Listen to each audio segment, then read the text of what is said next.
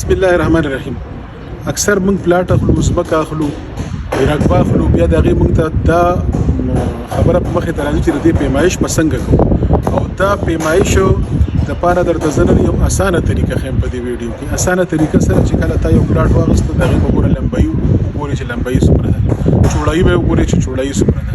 لمبایي او چوړایي به خپلو کې ضرب کې نو د دې نه به تا سره راوځي، رقبه به تا سره راوځي سکویر فوټ کې چې دا دومره سکویر فوټ رقبه ده.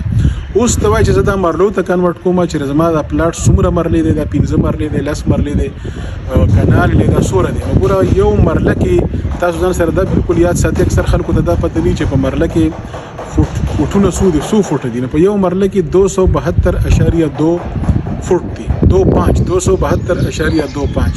چې کله تا لمبایي واغسته، چوړایي دې واغسته، دواړه دې ضرب کړو نو بیا په 272.25 باندې تقسیم کړه. د دې نه به تا سره مرلې راوځي چې دا څو مرلې ده. مثال په طور 20 فوټ یو ځای پلن دی او 25 فوټ اوږد دی. نو 25 دورې 50 500 فوټ شو، 500 په 272.25 باندې تقسیم کړه.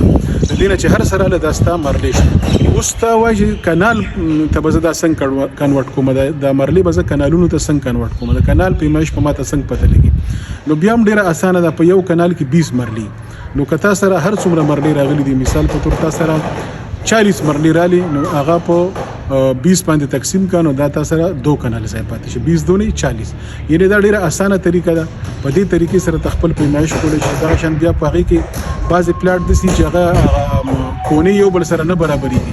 بس صرف دومره کوه چې د هغې هغه کونې خپل یو رف سکیچ ځان ته جوړوه، په هغې د هغې هغه کونې برابروه او لمبایي او چوړایي راوباسه او د هغې نه بعد چې کوم دی نو هغه یو بل سره ملټیپلای کوه او د هغې نه به رقبه راوځي. یا یو پلاټ دی، مثال په طور تیکون پلاټ دی، دا خو تاسو ته ما وایي مربع چې دا 4 واړه طرفه یې برابر دي.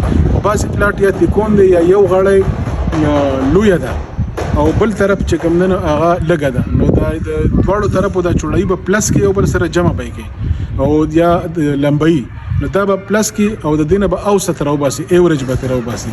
نو د هغې په ذریعې سره به تا ته بیا ایوریج چوړایي او ایوریج لمبایي چې ته راوباسي بیا به یو بل سره ملټیپلای کړي. د هغې نه به تا ته صحیح رقبه راشي او بیا چې مرلو ته کنورټ کړه نو هغه طریقه باندې 2.5 باندې به تقسیم کړي. بیا به تا ته مرلې راوځي او که کنالونو ته کنورټ کړي نو بیا په یو کنال کې 20 مرلې په خپله بیا حساب کوه چې دا څومره مرلې دي، نو په هغه حساب باندې به په کنالونو کې ته دا کنورټ کېږي. ډېره مهرباني.